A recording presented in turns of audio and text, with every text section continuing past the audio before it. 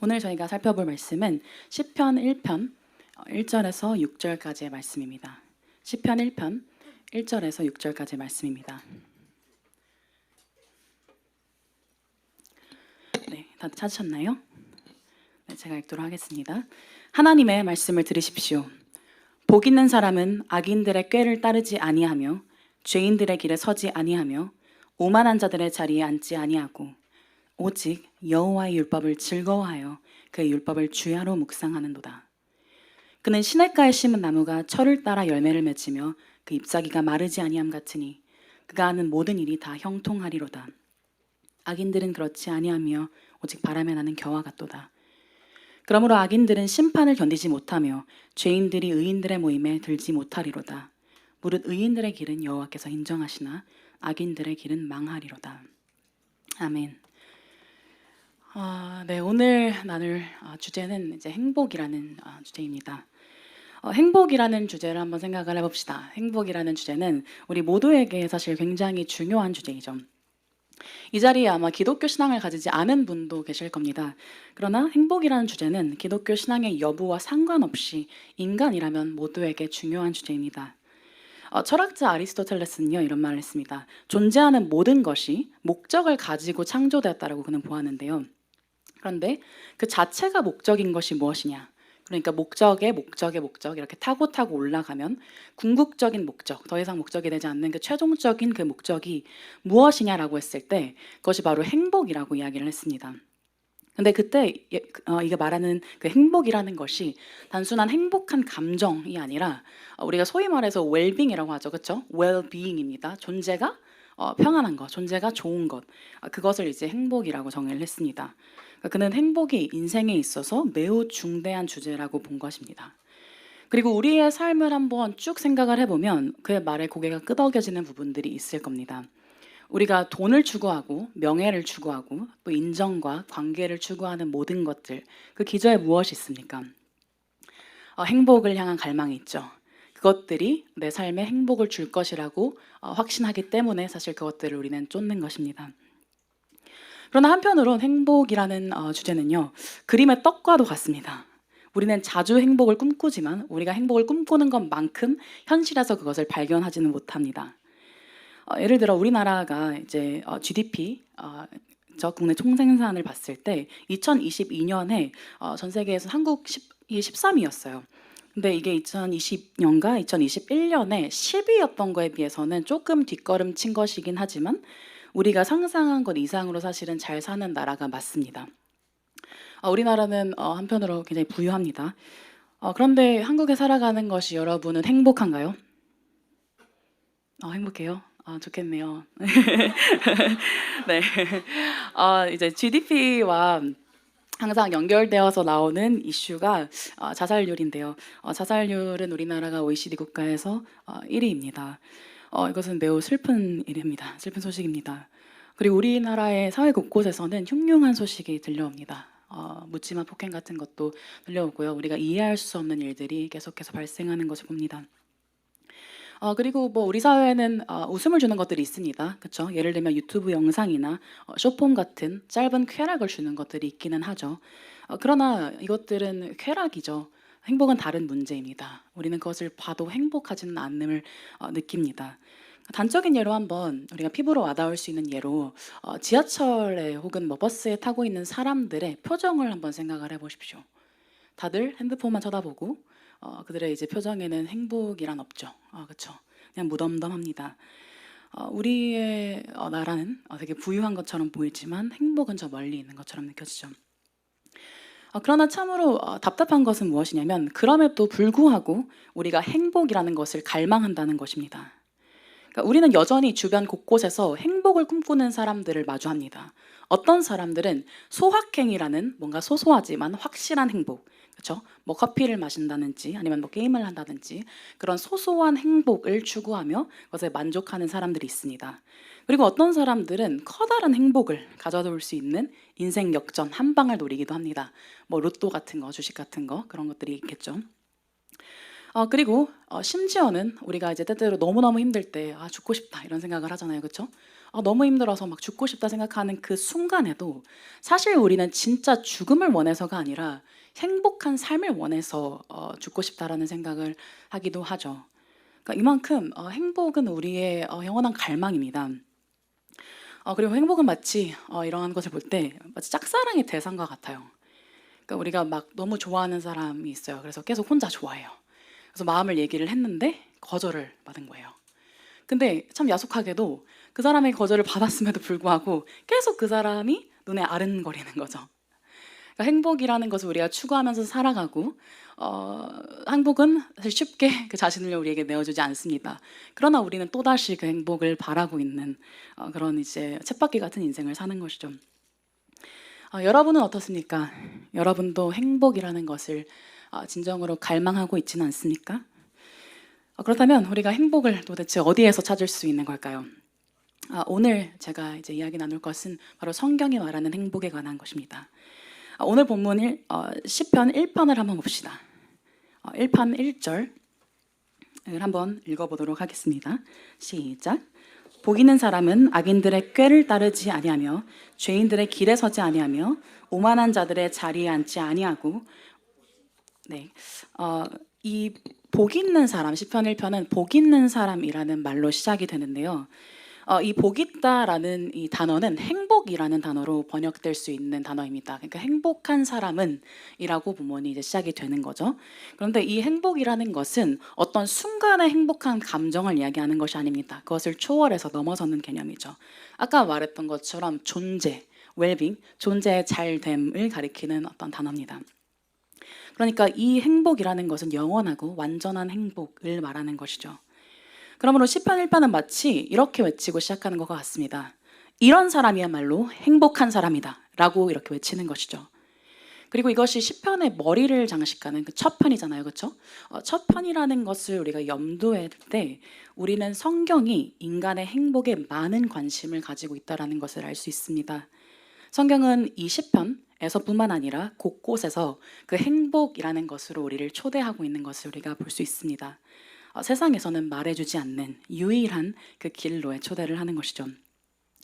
그래서 저는 오늘 시편 1편을 통해서 첫 번째는 성경이 말하는 행복이 무엇인지를 나눌 거고요. 그리고 두 번째는 어떻게 하면 그 행복한 삶을 살 수 있는지를 나눌 거고요. 그리고 마지막으로 행복한 삶으로 여러분을 초대하면서 마무리하도록 하겠습니다. 먼저 성경이 말하는 이 행복이 무엇인지를 봅시다. 이 행복의 특징에는 어떤 것들이 있습니까? 먼저 성경이 말하는 행복은 상황을 초월하는 행복입니다. 본문에서 복 있는 사람이 어디에 위치하고 있는지를 한번 봅시다. 복 있는 사람과 함께 나오는 어떤 인물들이 있죠. 그들이 누구죠? 악인들, 죄인들, 오만한 자들입니다. 그러니까 이 복 있는 사람은 악인들, 죄인들, 오만한 자들과 함께 위치하고 있습니다.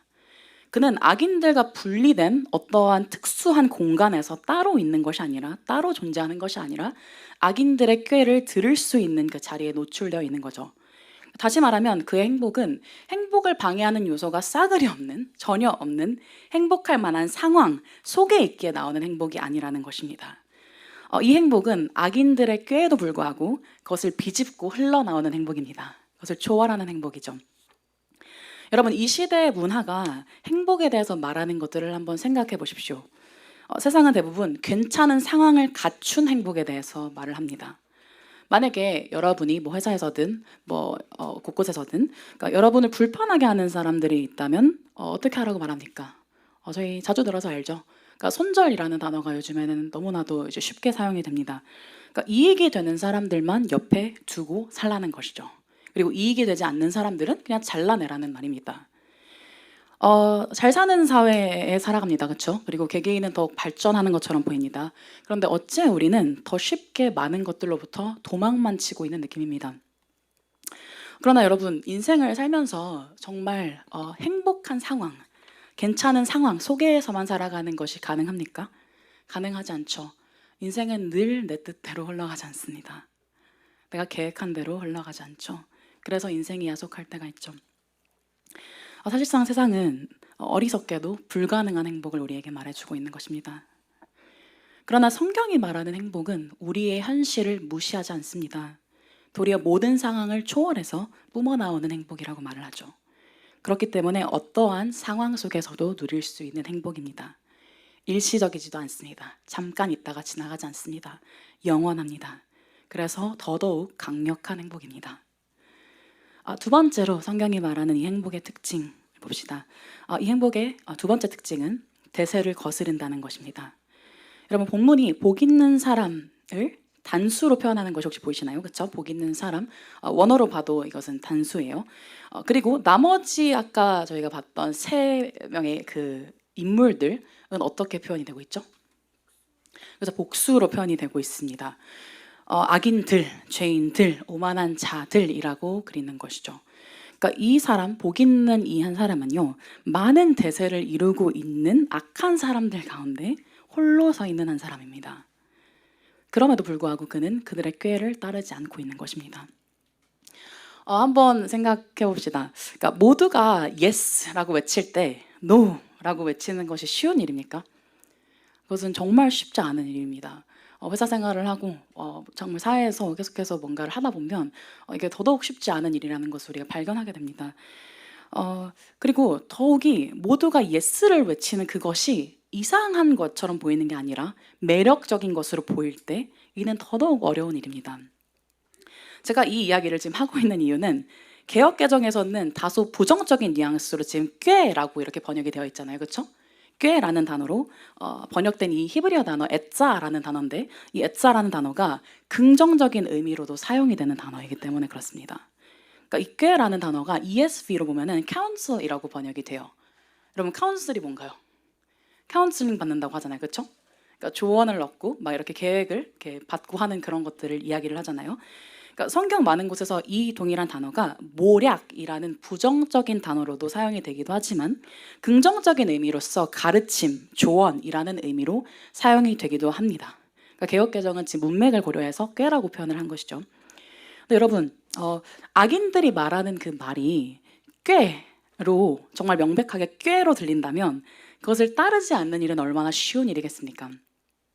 그러나 문제는 대세를 이루고 있는요, 악인들의 그 꾀가 자주 매력적이고 달콤한 조언으로도 우리에게 다가온다는 것입니다. 그러나 이 사람은 지금 대세의 말에 그 달콤해 보이는 그 조언에 현혹되지 않고 있습니다. 그는 행복이 그 대세가 말하는 것에 있지 않다라는 것을 알고 있죠. 그렇다면 한번 질문해 봅시다. 그는 어떻게 이 힘겨운 상황에도 불구하고, 그렇죠? 사람들과 자기와 반대되는 측에 서 있는 사람들과 함께 있는 이 상황에서도 불구하고, 그리고 악한 대세가 판을 치며 꾀를 부리고 있는 이 한가운데서 행복이라는 것을 유지할 수 있는 것일까요? 왜냐하면 그 행복은 여호와의 말씀으로부터 오기 때문이죠. 2절을 같이 읽도록 하겠습니다. 2절입니다. 시작. 오직 여호와의 율법을 즐거워하여 그의 율법을 주야로 묵상하는도다. 네, 여기서 여호와의 율법이라는 말은 십계명 그리고 모세 오경 뭐 이런 것들을 포함하는 말이기도 하지만 전체적으로 이 흐름 가운데서는 인생을 인도하신 하나님의 계시를 말합니다. 그러니까 하나님으로부터 오는 이 말씀을 전체적으로 말하는 단어인 것이죠. 그러니까 그가 행복한 이유는 그의 삶이 여호와의 말씀에 닻을 내리고 있기 때문이라고 말을 하는 것입니다. 이 사람은요, 자신의 행복이 행복할 만한 상황으로부터 나오지 않는다라는 것을 알고 있습니다. 악인들, 죄인들, 오만한 자들이 부재해야만 누릴 수 있는 그런 행복이 아니라는 것을 압니다. 왜냐하면 오직 변하지 않고 요동하지 않는 여호와의 말씀이 모든 변하는 상황을 압도한다라는 것을 그는 알기 때문입니다. 그리고 그는 그의 행복이 대세의 조언 속에 있지 않다라는 것도 압니다. 왜냐하면 하나님의 반대편에 서 있는 사람들이 아무리 대세를 이루더라도 하나님의 어리석음이 사람보다 지혜롭다라는 것을 알기 때문입니다.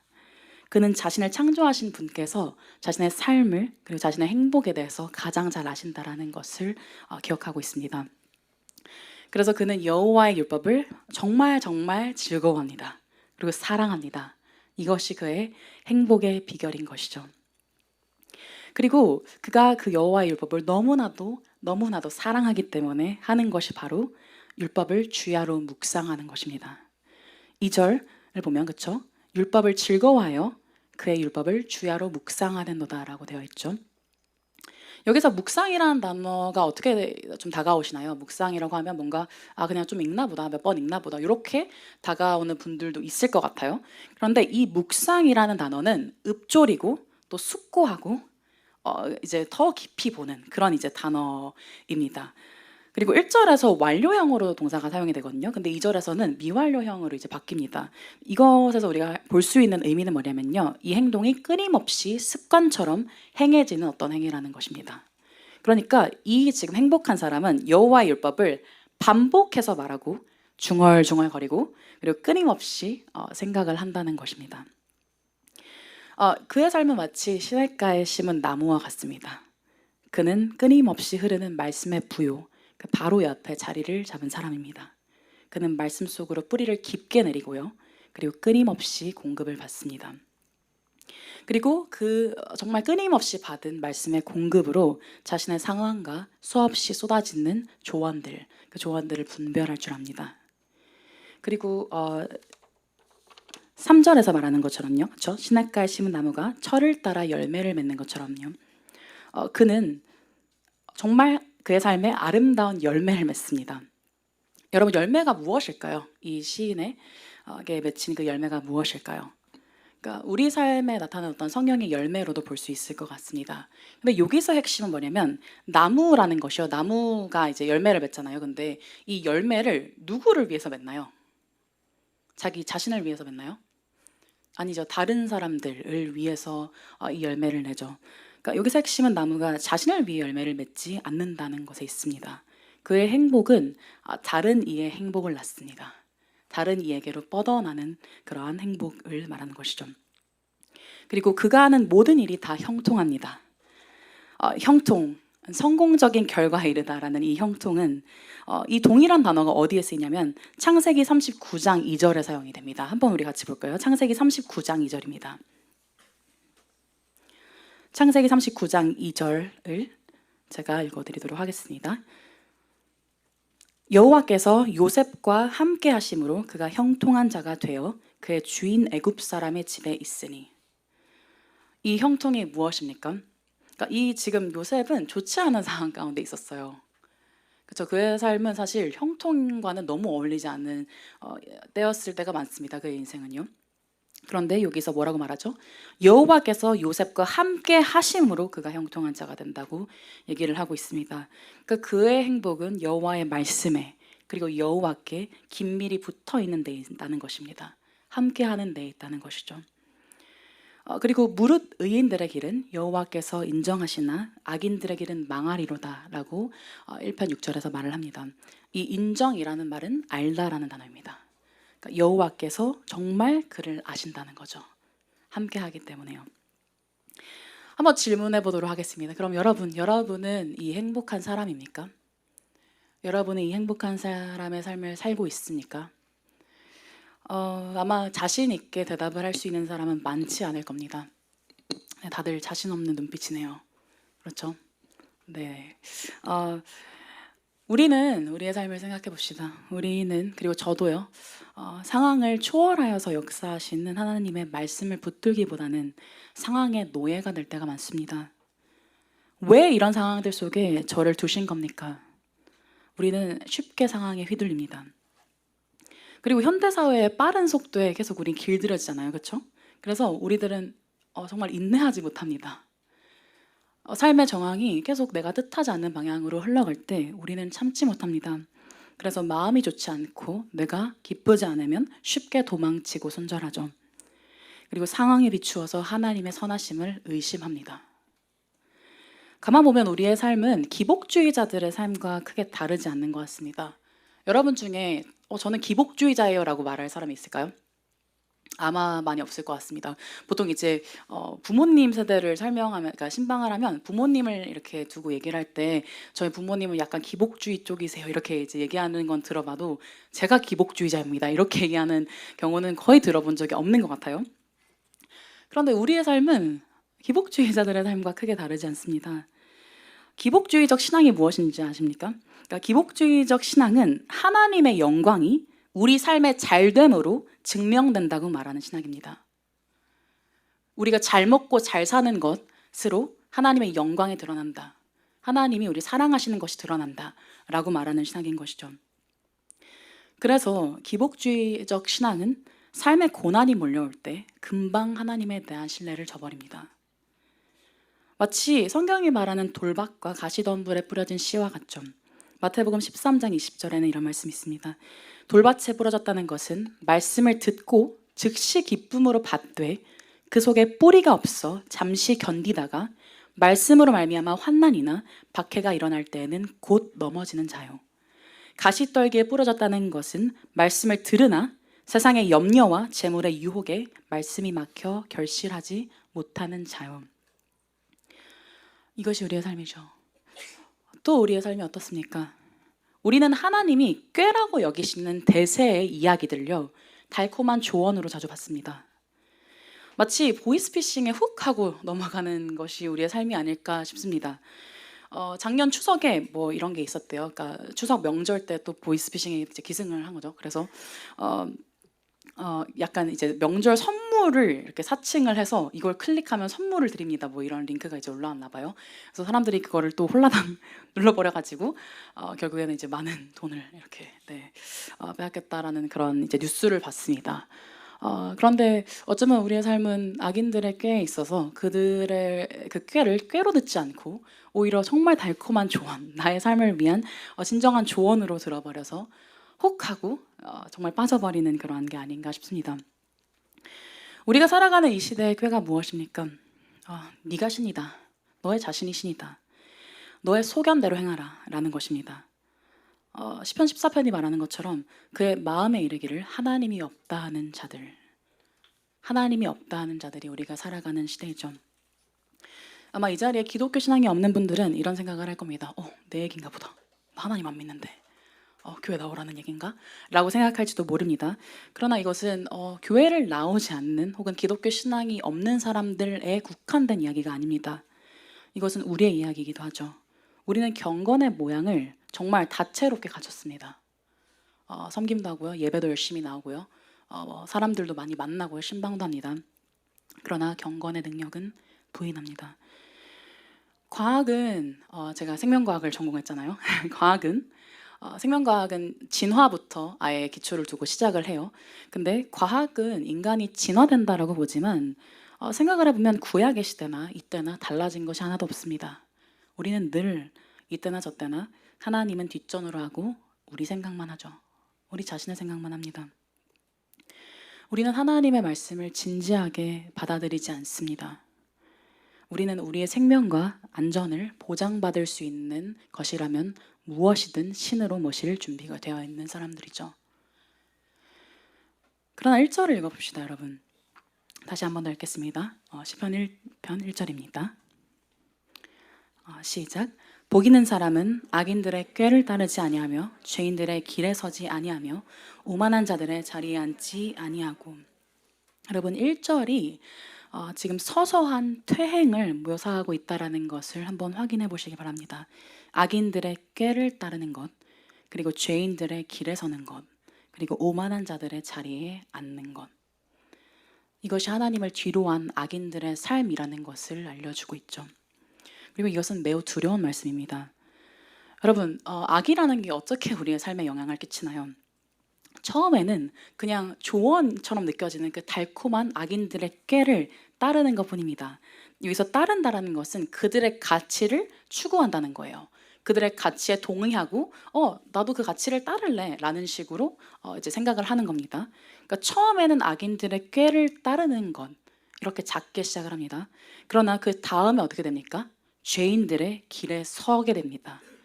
여기서 길에 선다라는 것은 그 길에 헌신하는 것을 말합니다.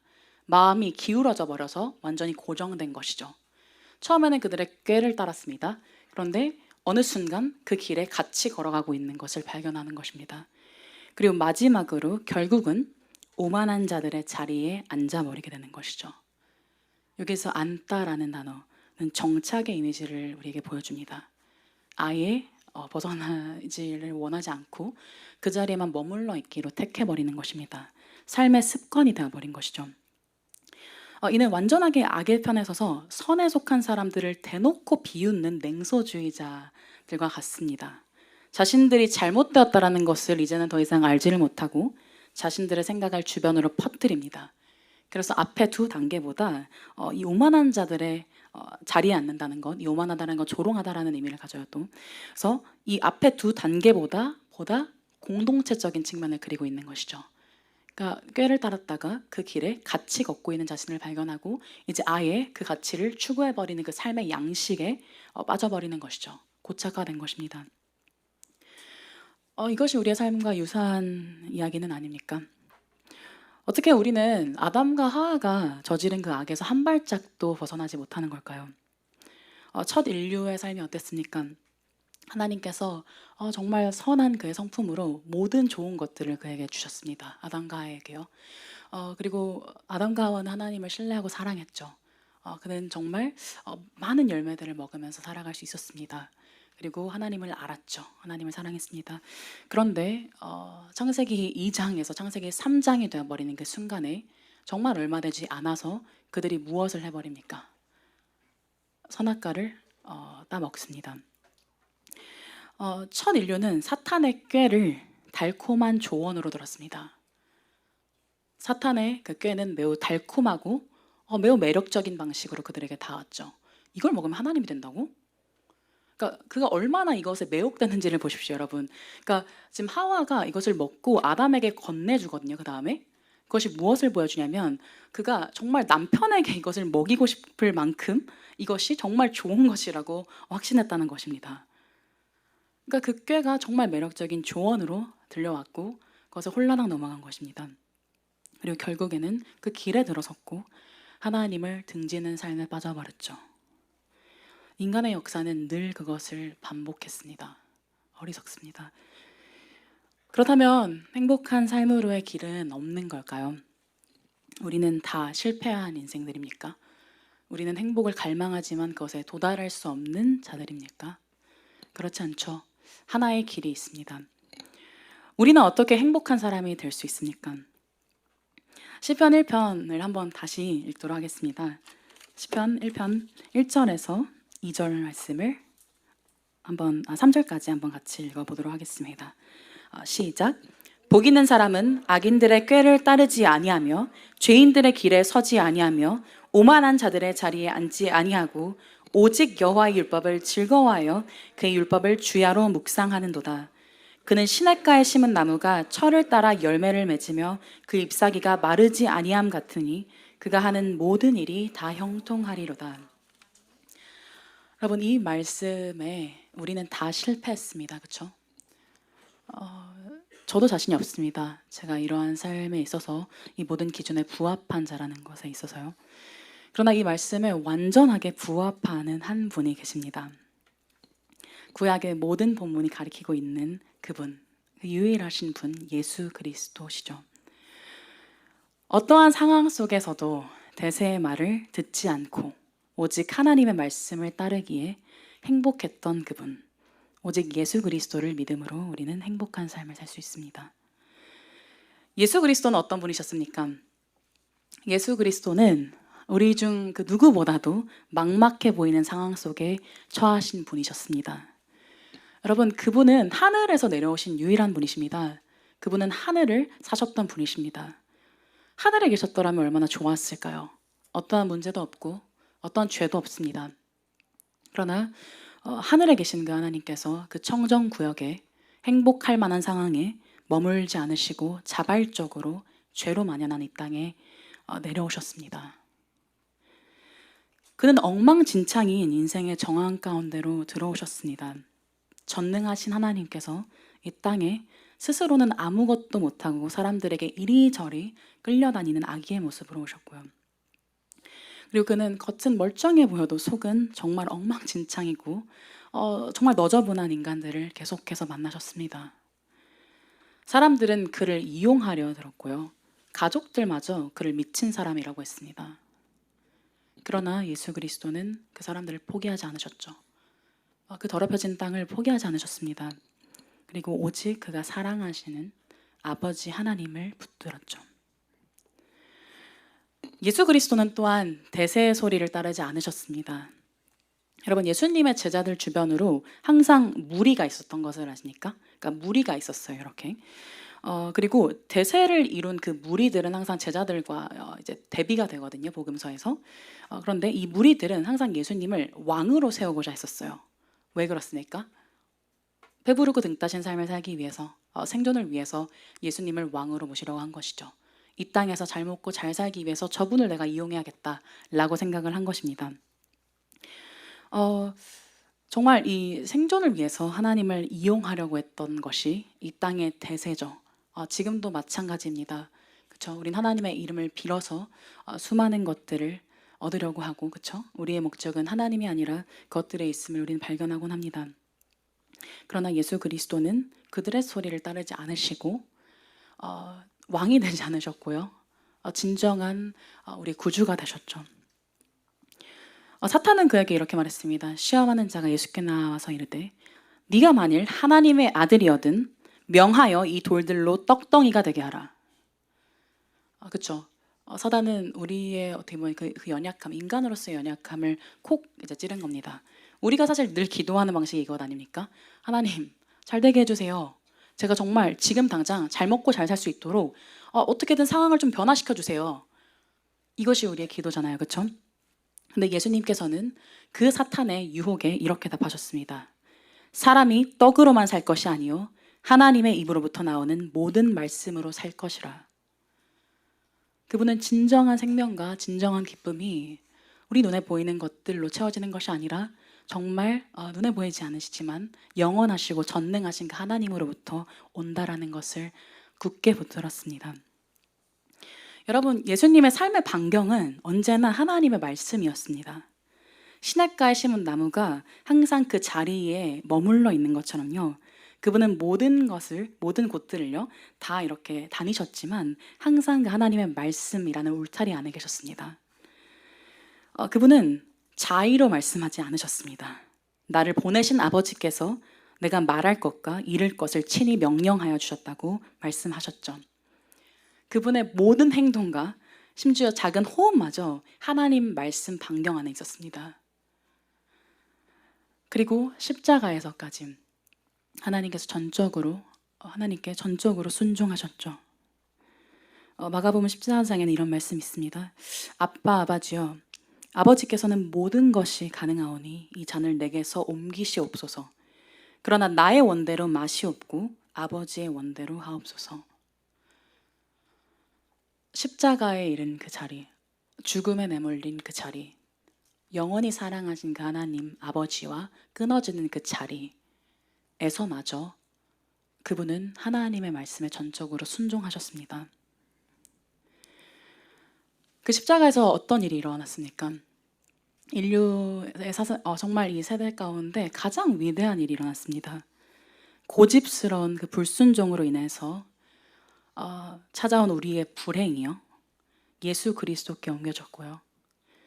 죽는 자리에서까지 완전한 순종을 행하신 그리스도의 행복이 우리의 것이 되었습니다. 위대한 교환이 이루어진 것이죠. 그분이 우리를 위해서 하신 일,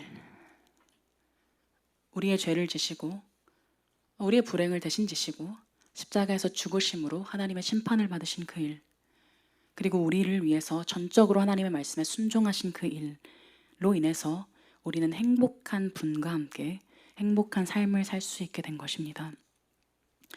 이 행복은 일시적인 행복이 아닙니다. 상황에 따라서 좌지우지 되는 행복도 아닙니다. 그분과 영원히 함께하는 존재됨의 행복입니다. 존재로서의 행복인 것이죠. 그리고 예수 그리스도는 이제 여러분이 정말 우리가 그분을 따라서 걷기를 바라십니다. 그분을 닮아가기를 바라십니다. 구원을 받기 위해서 우리가 예수님을 닮길 원하나요? 아니죠. 우리가 구원을 받았기 때문에 그분을 닮아가는 것이죠. 그렇죠? 우리가 그분이 행하신 일로 구원을 받았기 때문에 이제는 하나님의 사람다운 품이 있는 모습을 살아가면서 기쁨과 평안을 누리시기를 진정으로 바라시는 것입니다. 에베소서 1장 4절 말씀을 한번 봅시다. 에베소서 1장 4절 말씀입니다. 에베소서 1장 4절 말씀 같이 읽도록 하겠습니다. 에베소서 1장 4절입니다. 고갈 앱에 있어요. 시작. 곧 창세 전에 그리스도 안에서 우리를 택하사 우리로 사랑 안에서 그 앞에 거룩하고 흠이 없게 하시려고. 우리는 하나님의 택하심을 이렇게 오해합니다. 하나님이 택하셔서 구원을 받은 거지. 그러니까 정말 지옥에 가지 않는 그 택함에 한정해서 우리가 생각하는 경향이 있어요. 그러나 그분의 택하심은 우리가 지옥에 가지 않는 것만을 포함하는 것이 아닙니다. 이 땅에서 배신과 불행과 유혹과 슬픔이 덕지덕지 엉켜있는 이 현실이라는 정황 가운데에서 정말 그분의 말씀을 신뢰하며 따라오는 것, 거룩하고 흠이 없게 하시기 위한 목적도 포함이 되고 있는 겁니다. 그분의 택하심은 우리의 자람까지 포함된 택함이라는 것을 에베소서가 이야기를 하고 있는 것이죠. 여러분, 예수 그리스도께서는 우리를 산에 두시지 않으셨습니다. 어디 멀리 세상과 분리된 산에 두지 않으시고 이 세상 한복판에 우리를 세우심으로 인해서 정말 이 세상 한복판에서도 그분의 말씀이 얼마나 강력할 수 있는지를 우리에게 보여주시고자 합니다. 그리고 세상에 자랑하시고자 하시죠. 교회가 에클레시아라는 걸 혹시 들어보신 적이 있나요? 교회는 에클레시아, 그렇죠? 헬라어로 에클레시아라는 단어인데 이 단어는 에크와 칼레오라는 두 단어의 합성어입니다. 그러니까 부르심, 밖으로 불러진 자라는 의미예요. 그러니까 이 세상에 있지만 이 세상에 속하지는 않은 자로 살아가는 것이 바로 여러분입니다. 그리고 저입니다. 자, 그러면 여러분 정말 거룩하고 흠이 없게 하시는 그 하나님의 부르심 안에 있는 우리가 어떻게 살아야겠습니까? 적용을 합시다. 하나님의 말씀을 따르는 것은 때때로 진부하고 재미없는 일처럼 느껴질 겁니다. 그리고 오히려 자기 소견대로 행하면서 화려하고 자유롭게 행하는 삶이 더더욱 매력적으로 느껴지기도 하죠. 여러분, 4절에서 악인들의 삶이 어떻게 비유되는지 한번 볼까요? 4절에서 악인들이 뭐와 같다고 얘기를 하죠? 바람에 나는 겨와 같다고 얘기를 합니다. 그러니까 우리가 동경하는 삶은 이러한 삶입니다. 마치 하늘을 누비는 바람에 나는 겨와 같이 자유롭게 나다니는 것이죠. 그러나 여러분, 한번 성경이 왜 하나님의 말씀을 따르지 않는 이 악인들의 삶을 바람에 나는 겨로 표현했는지 한번 보십시오. 지금 이 바람에 나는 겨가 어떤 것을 겨냥해서 이야기를 하는 거냐면요. 배경을 간단히 알아야 합니다. 그 당시 팔레스타인의 그 배경에 있어서 사람들이 추수 때 늘 하던 것이 있습니다. 혹시 깨 타작 해보신 분 있나요? 깨. 전 해봤는데 아무도 없어요? 해보셨어요? 네네. 네, 옥블리님께서 해보셨다고 합니다. 네, 그러니까 깨 타작을 저는 해봤어요. 근데 그래서 이 좀 비유가 되게 더 와닿더라고요. 그러니까 팔레스타인 사람들은 추수 때 이렇게 미풍이 솔솔 불어오는 그런 언덕의 타작마당에서 모은 곡식들을 정화하는 작업을 했다고 해요. 그러니까 곡식을 높이 던지면 어떻게 될까요? 그 겨가 바람에 의해서 훅 하고, 그죠? 이게 무게의 원리죠. 여러분, 이거 물리입니다. 그러니까 이제 알곡과 가라지라고 하죠. 이렇게 겨가 붙어 있잖아요, 그렇죠? 그러면 이게 이제 날릴 때 요 겨는 무게가 가볍기 때문에 바람에 의해서 흩날립니다, 이렇게. 그리고 무거운 그 알곡만 땅으로 뚝 떨어지는 것이죠. 이걸 해봤더니 되게 재밌고 좀 신기하더라고요. 약간 우리 선조의 지혜죠, 그렇죠? 그 겨는 여러분 보시기에 되게 활동적이어 보입니다. 그리고 되게 자유로워 보입니다. 그리고 멋있어 보입니다. 그러나 그 겨는 그 자체로 심판입니다. 그를 믿지 않는 자, 예수 그리스도를 믿지 않는 자는 하나님의 독생자 이름을 믿지 아니함으로 벌써 심판을 받은 것이니라 라는 이 말씀이 바로 이 시편 1편을 가리키고 있는 것이죠. 그러니까 여러분, 겨라는 것이 사실은 그러니까 우리가 알곡을 타작을 할 때 목적은 알곡에 있지 겨에 있지 않잖아요, 그렇죠? 분리되고 이 겨는 결국에는 태워지는 것입니다. 그러니까 이 겨라는 것은 매우 활동적이어 보이고 되게 화려해 보이지만 그러나 사실 그 끝은 망함뿐이라는 것이죠. 그 자체로 심판인 것입니다. 그리고 그 삶은 어떠한 선한 영향력도 끼치지 못합니다. 그는 나무가 내어주는 그 열매들은커녕 작은 무엇도 다른 이들을 위해서 내어줄 수가 없죠. 텅 비어있기 때문입니다. 정착하지 못하고 끊임없이 방황하며 자신을 위해 살다가 끝을 맺는 인생이 바로 악인들의 인생이라고 성경은 그립니다. 우리 중 누구도 이런 삶을 원치 않겠죠, 그렇죠? 화려해 보이나 결국 끝은 망하는 삶. 그 누구에게도 유익을 주지 않는 자기중심적인 삶을 진정으로 바라는 사람이 여기 얼마나 있겠습니까? 그러면 우리가 어떻게 해야 할까요? 첫 번째는 정말 그 하나님의 말씀에 머무르는 겁니다. 습관이 영성이다라는 그 책이 있습니다. 그 책에 이러한 한 문장이 있어요. 한번 읽어드리도록 하겠습니다.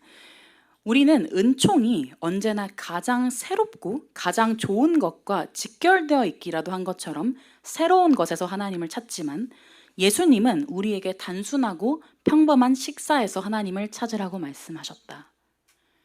그러니까 우리는 뭔가 계속 자극을 원하잖아요, 그렇죠? 요즘 시대에 더더욱 그렇고요. 계속 자극을 원하고 새로운 것을 해서 하나님을 내가 더 누릴 거야 라고 말하지만 사실 예수님이 우리에게 주신 그 행복은 우리 가까이에, 우리 일상 가운데 있다는 것을 말하는 겁니다. 우리 삶에서 생각을 해보면 정말 가장 중요한 것들은 가장 일상적인 것이기도 해서 늘 자주 무시되고 간과됩니다. 여러분, 끼니, 그러니까 우리 밥 있죠? 그렇죠? 밥을 하루에 몇 번 먹습니까? 다 모르세요? 저는 아는데. 네. 끼니는 3번 먹죠. 그렇죠? 3번을 먹는데 근데 왜 하나님께서 이 말씀이라는 것을 우리 양식으로 비유를 하시잖아요. 그렇죠? 왜 끼니에 비유하셨을지를 한번 생각을 해보기를 바랍니다. 왜 그러셨을까요? 만약에 여러분이 오늘 30인분을 먹는다고 해봅시다. 뭐 규빈이 그럴 수 있을 것 같은데 30인분을 먹습니다. 네, 먹어요. 막 먹어요. 먹고 그러면 다음 30일 동안은 여러분이 아무것도 안 먹어도 괜찮습니까? 그렇지 않죠. 그러니까 양식이라는 건 참 신기합니다. 우리의 그 위장은 참 신비로워요. 그래서 매일 먹어야 합니다. 매일 먹지 않으면 힘듭니다. 다이어트가 힘든 이유가 바로 거기에 있잖아요. 그렇죠? 그러니까 실증이 나더라도 먹어야 사는 것이 바로 양식입니다. 그리고 그것이 바로 하나님께서 말씀을 양식에 비유하신 이유이죠. 말씀을 여러분 매일 꾸준히 묵상하셔야 합니다. 주야로, 성경이 말하는 것처럼 주야로 틈을 내어서 읽으십시오. 여러분 잘 생각을 해보면 한번 좀 해봐야겠다. 자기는 말씀을 아침에 본다. 한번 손을 들어봤으면 좋겠어요. 아침, 난 아침형 인간이다. 자기는 나는 이제 밤에 본다. 다 일정 끝나고. 네네, 거의 반반인 것 같은데 나는 안 본다. 네, 없어요. 규빈이 손 들었는데 네, 아닐 거라고 믿습니다. 네, 그러니까 우리는 하나님의 말씀은 주야로 묵상하라고 얘기를 하죠, 그렇죠? 그러나 우리는 주야 중에서 하나만 순종하는 경향이 있습니다, 그렇죠? 일부분에만 하나님의 말씀을 순종하려고 합니다. 그러나 한번 여러분 양쪽의 중요성을 한번 제가 얘기를 할 텐데요. 특히 이제 아침의 말씀을 보는 것의 중요성에 대해서 보네포가 말한 부분들을 좀 가져와 봤습니다. 한번 들어보시고 설득이 되길 바랍니다. 그리스도인들에게 하루의 시작은 일상의 잡다한 일들로 인해 짓눌리거나 괴롭힘 당해서는 안 됩니다. 새 날은 그날을 지으신 주님께서 주관하십니다.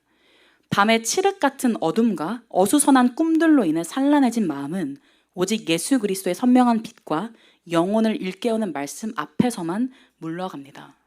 그러므로 우리가 하는 첫 생각과 말이 우리 전 인생의 주인이신 분께 드려지도록 해야 합니다. 저는 설득됐습니다. 이걸 읽고 정말 밤낮으로 말씀을 읽으십시오. 정말 시간이 없으면 시간을 쪼개서라도 그 틈을 내서 말씀을 보십시오. 그리고 그 말씀을 천천히 곱씹으십시오.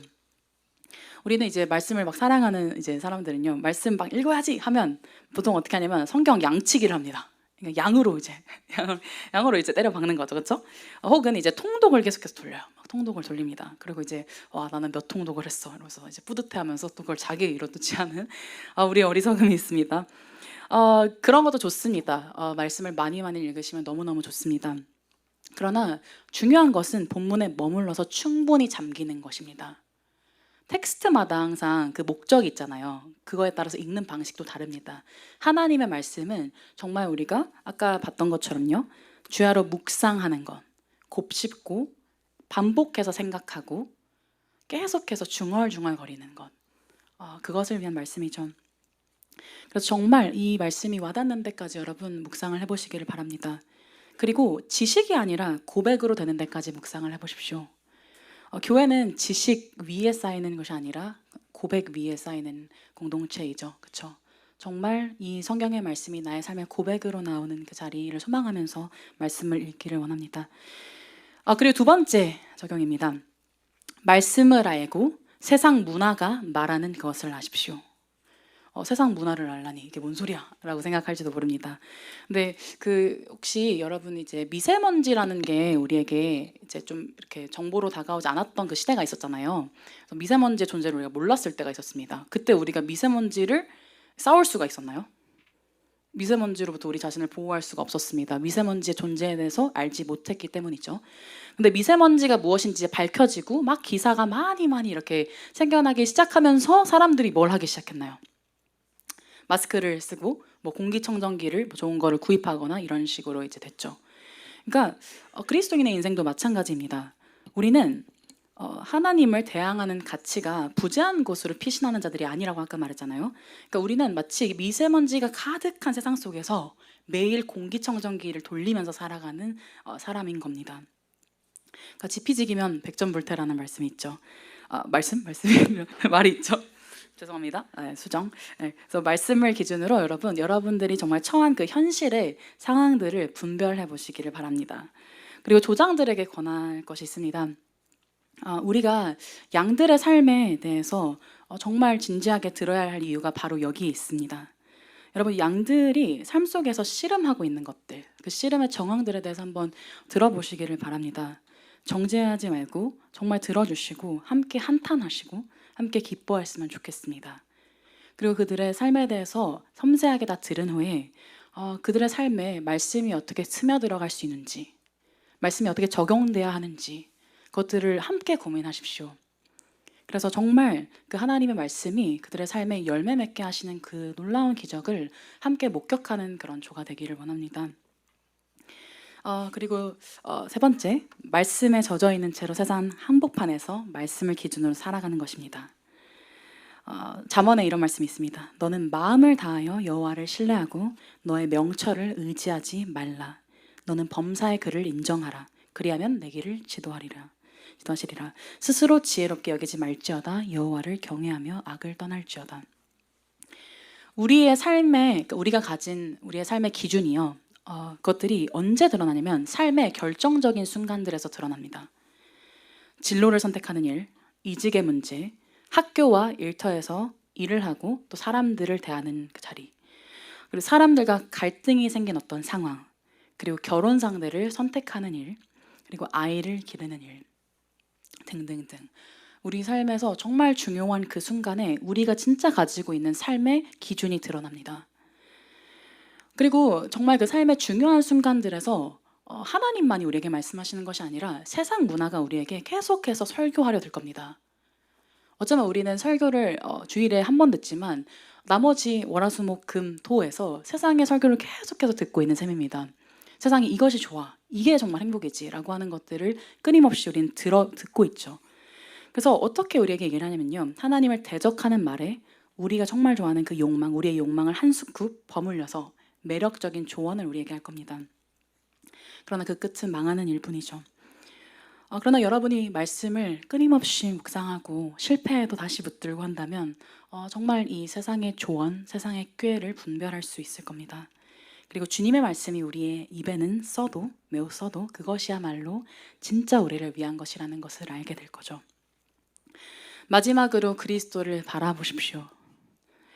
우리는 우리의 실패를 묵상하는 것을 매우 즐깁니다. 자기 연민에 빠져서 혼자 눈물을 흘리고 좌절하는 것을 한편으로는 되게 즐기는 경향이 있습니다. 저도 제 자신 안에서 그런 것들을 발견하곤 합니다. 그러나 우리의 눈이 정말 그리스도를 바라보기 위해서 창조되었습니다. 여러분에게 영생을 누리는 그 부요를 주시기 위해서 십자가에서 달리시고 또 부활하시고 승천하신 그분을 바라보십시오. 저는 확신합니다. 그리스도의 양들은요, 그 그리스도라는 목자를 따른 양들은 목자의 음성을 정말 듣는다는 것을 저는 확신합니다. 왜냐하면 말씀이 그렇게 이야기를 하기 때문입니다.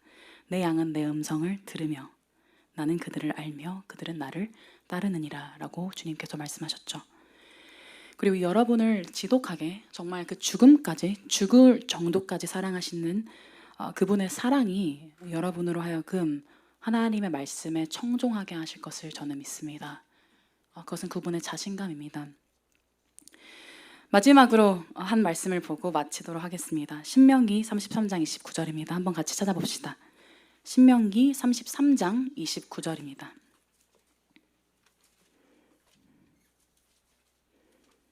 네, 이거 제가 읽도록 하겠습니다. 신명기 33장 29절입니다.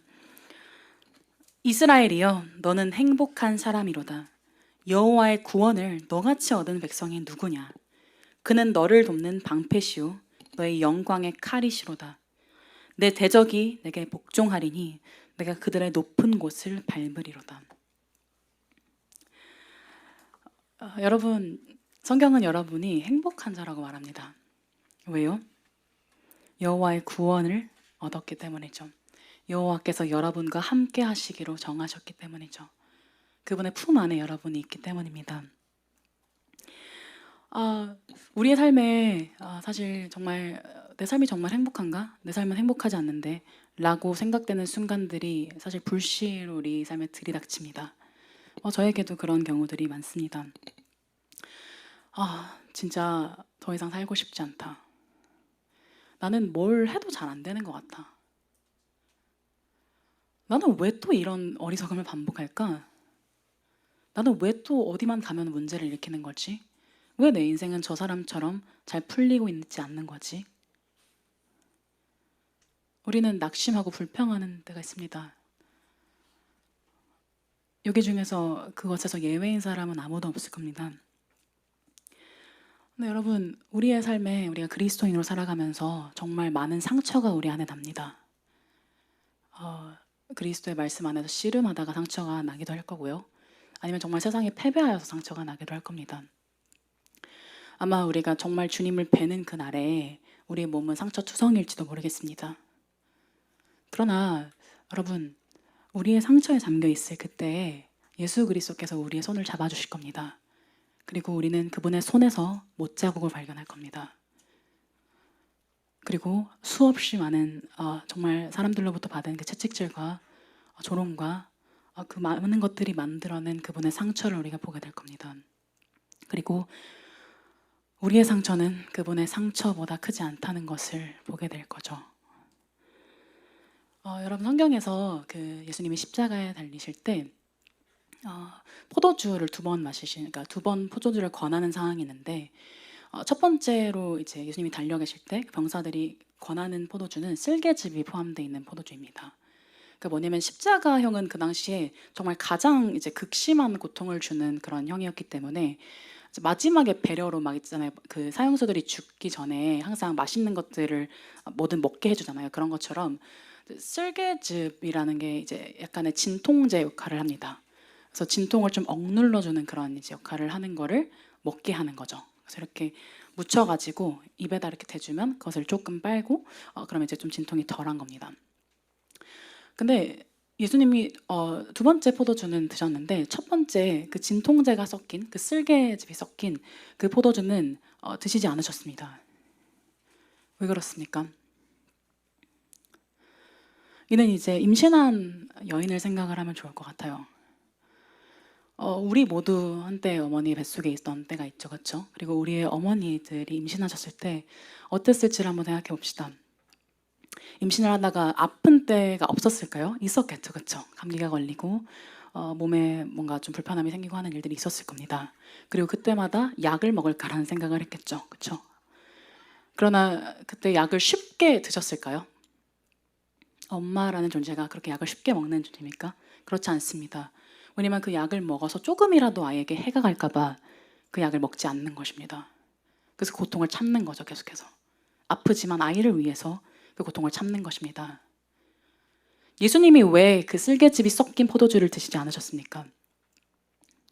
왜냐면 예수님이 우리를 온전히 영원히 행복한 사람으로 낳기 위해서, 새 사람으로 지으시기 위해서는 우리가 당해야 할 모든 고통을 단 한 점도 흘림없이 다 당하셔야만 했기 때문입니다. 그래서 십자가 위에서 정말 극심한 고통을 느끼시는 그때에도 예수님은 자신의 고통을 덜지 않으시기 위해서 그 포도즙을 거절하였던 겁니다. 여러분, 예수님의 상처가 우리의 상처보다 훨씬 더 큽니다. 그리고 그분의 사랑은 우리의 상처를 초월하는 사랑이죠. 여러분은 이러한 사랑 가운데 낳은 바 된 존재들입니다. 여러분은 진정으로 행복한 사람들입니다. 그러므로 여러분, 어떠한 상황이 밀쳐오더라도요. 저도 요즘 좀 우울한 때들이 많습니다. 제가 뭔가를 잘하고 있는지 모르겠고 제가 스스로에 대해서 회의를 느끼는 날도 참 많습니다. 그래서 정말 그냥 가만히 있다가도 눈물이 나고 이런 때들도 있습니다. 그러나 그럴 때야말로 제가 정말 하나님의 말씀을 붙들고 그리스도를 바라봐야 되는 때라는 것을 압니다. 왜냐하면 정말 말씀에 비추어 볼 때 저의 삶은 행복한 삶이기 때문입니다. 여러분, 예수 그리스도께서 여러분에게 가져다 주신 그 행복을 진정으로 붙들고 그 행복을 세상 가운데서 자랑하십시오. 그리고 정말 여러분의 행복이 다른 사람들의 행복을 낳는 그 자리까지 소망하십시오.